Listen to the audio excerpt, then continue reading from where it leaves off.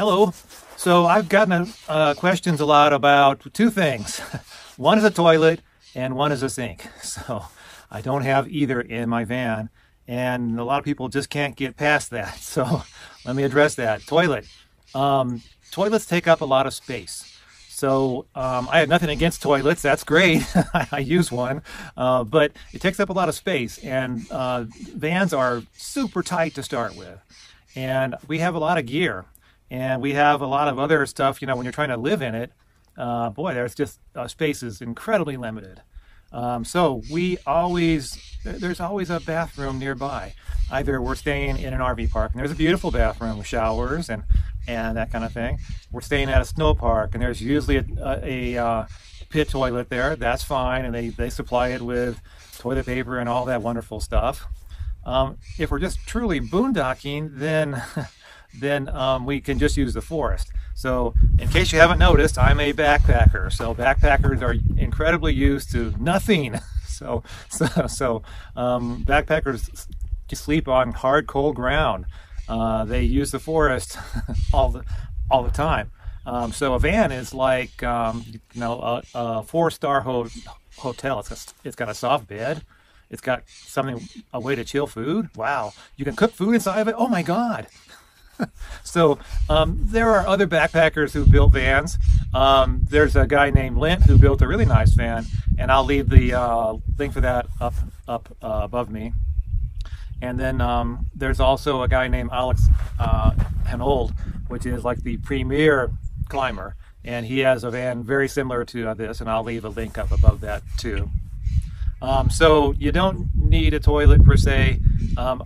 If people have got to have a toilet, I would say really consider a different vehicle, like maybe like a Class A. They don't make, they've got the huge bus ones, but they do make smaller Class A's, which have everything. Or how about a nice Class C? Class C is where they take and cut the van company doesn't sell this part back.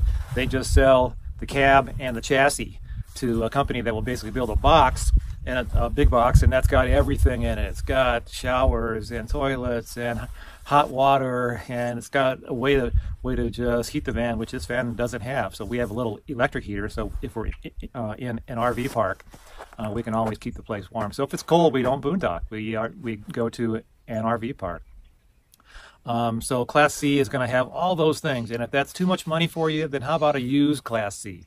I'm sure you can get a really well-loved Class C that's got 30,000 miles on it for almost what it would take to buy a new ProMaster and put all this stuff in it.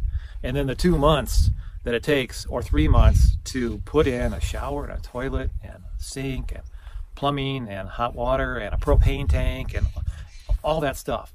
So one important point of all that stuff is that whatever you put in the van, you have to carry. It's not weightless. As it is, the van will get like 18 to 20 miles per gallon with what we've got. Now, if you add 400 pounds of water in the tanks and the pumps, you're going to get a lot less gas mileage. If you add in a toilet and a shower, and you get the point. Whatever you put in here, you've got to pay for with gas. So a nice Class C, nice used Class C, that might be perfect for most people. And then if you just don't want that big of a size, how about a used Travato? That's got everything, it's got all this stuff. How about a used Heimer? Those are going to have all the stuff. Sinks is the next part. That's why sinks take up some space, but the water takes up a lot of space. Now we have, some 2 7-gallon jugs, and we don't use them that much. We usually park by a spigot. There's usually a spigot somewhere. If it's in a park or a just national forest or a state park, there's usually a spigot, so we tend to park by that. If we're in an RV park, there's a spigot right by the van. So how do we work that? We've got the little white RV hose with a spray head. We've got a little table to set dishes on, and we just kind of rinse off our dishes and put them back. So that way there's no gray water. I'm not trying to store water. It just works out nice. I'm not trying to haul 400 more pounds of weight. And then when you put in 400 pounds of weight in the van, you can't just put it on one side. You've got to balance it. So you're going to put 400 pounds on this side. What are you going to put on this side to balance it? You can't have the van going down the road like this. So you just can't be just trying to throw big weights in the van on one side or the other. It's got to be balanced. So there's a lot of reasons for all that. And the water tanks would take up a ton of space. You're talking, probably 2 feet by 2 feet by 2 feet. And in a van, that's just huge. So if you were going to try to design that, you've got to consider a few things. One is, how big is the van? This is the biggest ProMaster that they make. It's the 159 extended body. So if you have a van that's smaller than that, you have to consider that in your size calculations. The next thing to consider would be, how much stuff do you have? We have a lot of backpacking stuff. If you're a mountain climber, you got a lot of mountain climbing stuff. If you're a mountain biker, you got a lot of mountain biking stuff.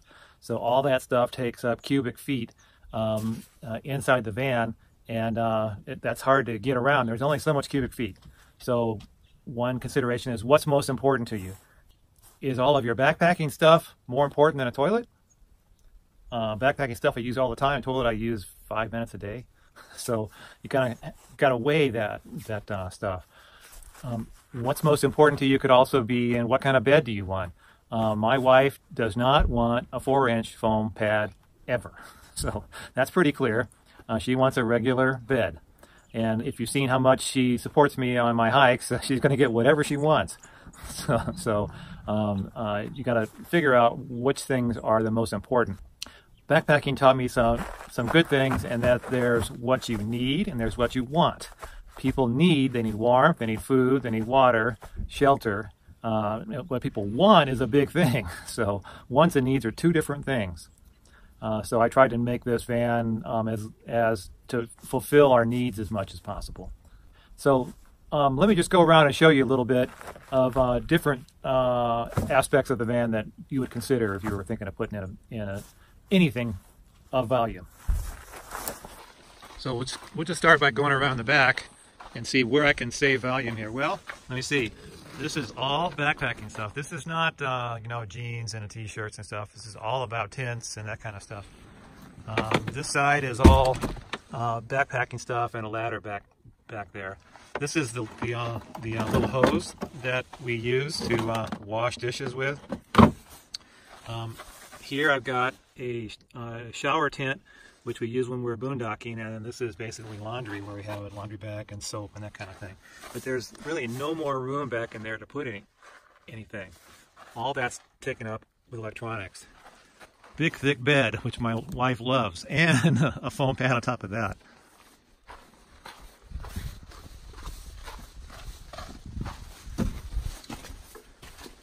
So this is all the silverware and pots and pans, and this is where we cook. So you're either going to put a sink here and not have a cooktop. Maybe you could use the little Coleman that's there, or you're going to choose a cooktop over a sink. This is all my clothes, or my junk drawer clothes, and that's her kind of makeup stuff drawer, clothes and clothes. I guess you could throw this down on the floor and make a slide out, but I don't like that. She likes it like this. So maybe you could put a sink if you did that. But some people have the super large, fridge. So this is really even small. This spot is occupied by the AC unit during the summer, so that's out. So the question becomes, well, where would you put a toilet? Well, that's the wine fridge, and that's also a food storage. So I don't think I want to get rid of the wine storage in exchange for a toilet. Well, where else would you put it? So with the way we have it set up now for what we like, this is about as good as it's going to get. So yes, it would be nice if, we had a shower and a sink and a toilet and, a lounge chair and a couch. And then I should be looking at getting a Class C or a Class A then, and giving up this whole idea of a van. So if all you've got is a couple pair of jeans and a couple pairs of t-shirts and a toothbrush, then you've got a lot more cubic feet to play with. If you're big into outdoor stuff, then you're not going to have so much. So toilets are where you find them, and usually there's a spigot nearby that we can wash our hands or wash the dishes. We have hand just sanitizers too. If you're going through a gas station, we always, do that. So, and if we're in an RV park, there's tons of water. And if it's somewhere and we're truly going to boondock out in the middle of nowhere, we'll just stop, fill up like one of the tanks, and then when we get to where we're going to camp, we just either put the tank right here and just wash dishes here, or there's usually a picnic table and we'll put it out on the picnic table and wash dishes and wash our hands, and then when we leave, we'll just put the tank back in the cabinet. It is more of a hassle than a spigot, yes, but it works just fine. Really, trust me, it does. There's just a part of people that wants to recreate home, and that's fine, but it doesn't always work so good in a van. Trust me, this is from a lot of experience. So I've never found, I still don't find the need for a sink or a toilet. And again, if that's too much for you, I think a nice Class C would probably be perfect for most folks, in that it gives them that feeling of home. Now, if you're a backpacker, then you're used to not having much stuff. So, and the less stuff I have, the better I like it. So those are my thoughts on sinks and toilets again, and I hope to see you guys out on the road. Bye-bye.